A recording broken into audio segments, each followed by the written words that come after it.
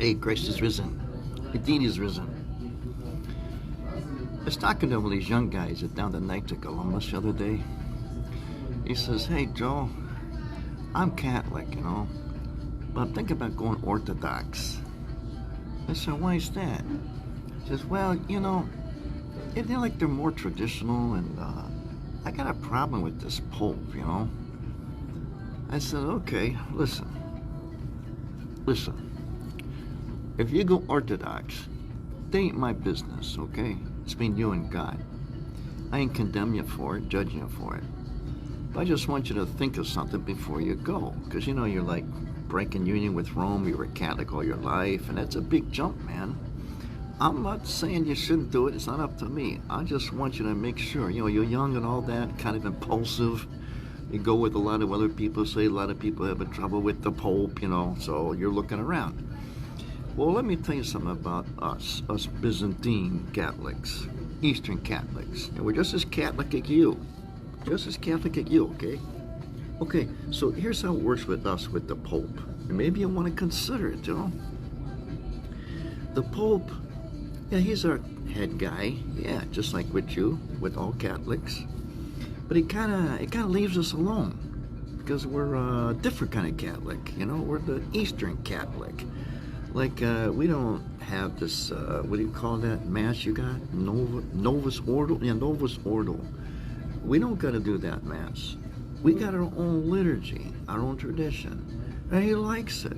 In fact, this Pope, he was talking to all these Eastern bishops. First thing he did when he became Pope, he was talking about how great the Eastern churches are. That we should be who we are. So the Pope, he's our head guy. But he doesn't just sit around telling us what to do, what side of the bed to get up on, He leaves us alone. In fact, if we want to have married men become priests, I know you Latin Rite Catholics can't have that. But Eastern Catholics, we can. The Pope says it's okay. If you guys want that, if that's what your tradition is, then go have at it.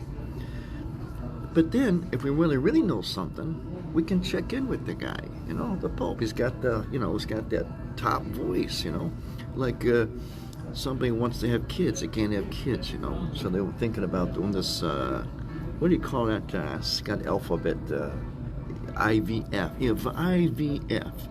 In vitro, that's what it is.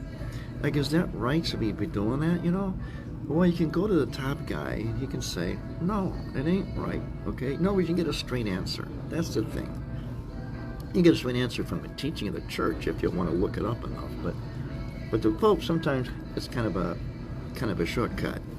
So we can use them when we need them, you know what I mean? Otherwise, he kind of leaves us alone.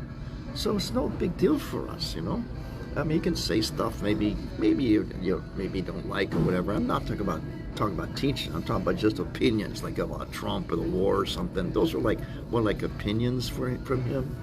Okay, you listen to him, respect him, but just going about our Byzantine business, that's all. So it works out okay with us, We're Eastern like the Orthodox, but yeah, we're connected with the Pope, with the top guy. Anyway, I just want to let you know, that's how it works with us. Because some of you guys said, "Oh, you don't like the Pope." They say, "What about you, Joe? How do you guys take this Pope? You don't like him. You didn't like the last one either." I said, "Well, I'm telling you how we take him. He leaves us alone. He likes what we're doing. If we need him, we check in with him. Basically, that's it. I mean, I wish I could put it to you across like a theologian or something, but I ain't that. I'm just a guy from the Southside of Chicago.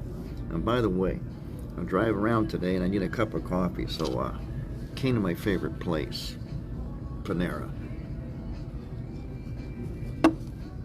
See you next time."